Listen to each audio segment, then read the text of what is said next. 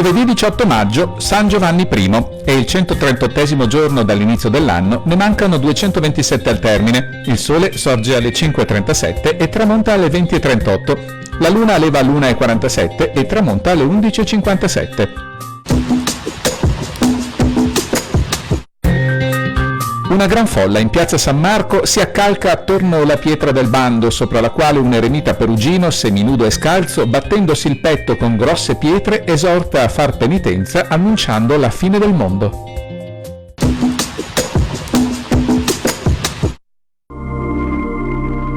Le previsioni per domani: fino a metà giornata cielo sereno poco nuvoloso, dal pomeriggio nuvolosità in aumento a partire dai monti, di sera nuvoloso ovunque.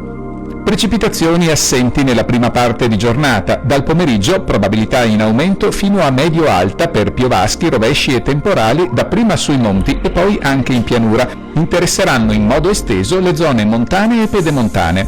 Rispetto a giovedì, sulla pianura temperature senza variazioni di rilievo fino al pomeriggio e più basse di sera, sui monti più alte di notte e più basse di giorno.